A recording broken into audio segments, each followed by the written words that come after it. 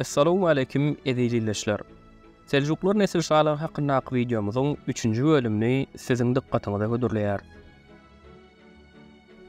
Sultan Alparslan'ın ölümünden sonra yerine miras düşeri Melik Şah geçer.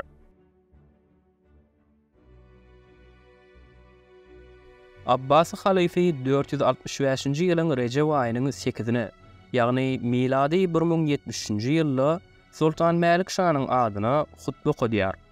Pursat arap ýören garahanlar we gaznanlar onuň ýaş wagty tahta geçmeginden peýdalanyp baş göterýärler. Şeýle hem kawurt we bir hatarda käbir şahzadalar hem taht üstünde gozgolaň turýarlar. Sultan Melik Şah bu gozgolaňlary basyp ýatyrandan soňra onuň adabraýy hasam göterilýär. Halif Kaim Biemrillah onuň hökümdarlygyny tasdiklaýan ıglannama hemde baýdak ýollaýar.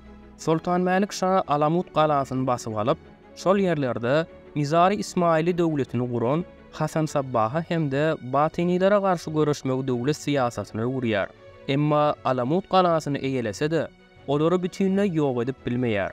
Harwy hemde ilmi görüş bilen batyniligiň öňüne almaga çalışýan vezir Nizamülk hem batyniler tarapyndan öldürilýär.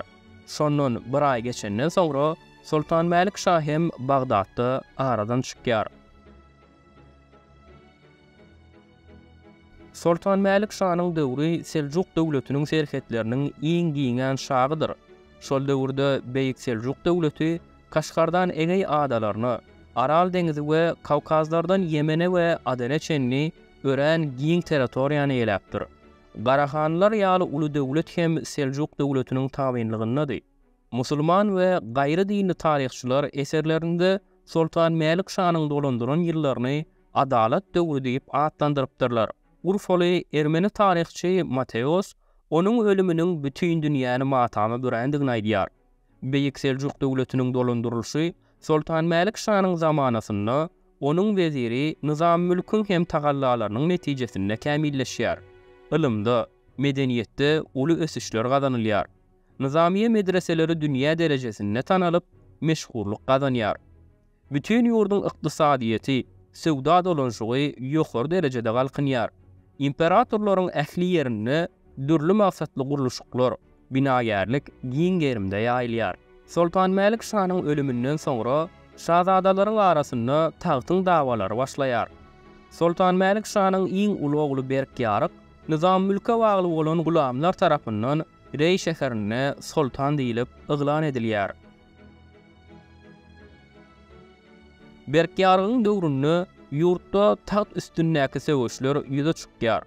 12 ýyllap dowam eden bu söwüşler zararly, Haçlylar ýeňiş gazanyp maksadyna ýetýärler. Anadolu Seljuk döwleti birentek ýerleri elinden giderýär. Batyniler hötdesinden gelip bolmazak güýje gurulup, ýurduň başyna musallat bolýarlar. Memluk asylly begleriň hökümdarlaryna bolan wefadarlygy owşaýar. Şeýdibem Beýik Seljuk döwleti çöküş döwrüne girýär. Sultan Berkýaryk 498-nji ýylyň Rebiyel-Ewwel aýyny, ýagny miladi 1104-nji ýylyň dekabr aýyny aradan çykýar. Yerine ýaşajyk ogly Melik Şah hökümdar bolýar. Emma Muhammed Tapar onu tahtdan agdaryp yerine geçýär we Beýik Seljuk döwletini täzeden birikdirmegi başarýar.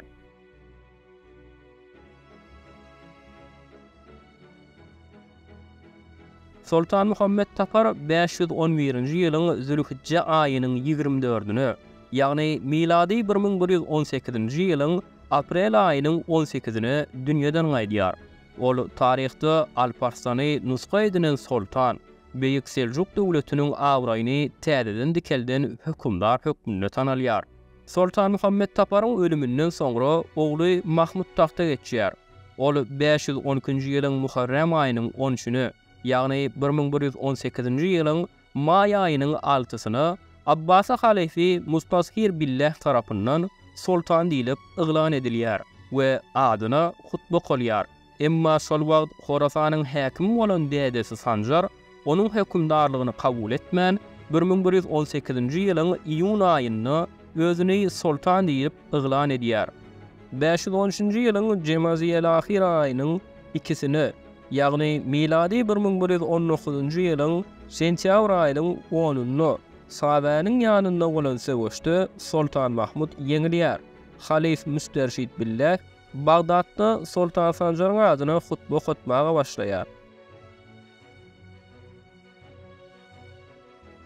Sultan Sanjar Laytada ejesi Seferiye hatynyň özelenmegi bilen Mahmudy bagyşlaýar we 513-nji ýylyň Şaban aýyny, ýagny miladi 1119-njy ýylyň noýabryna baglaşylan şertnamanyň esasyny Sultan Muhammed Taparyň gönüden göni höküm eden ýerleriniň bir bölegini Mahmuda berýär.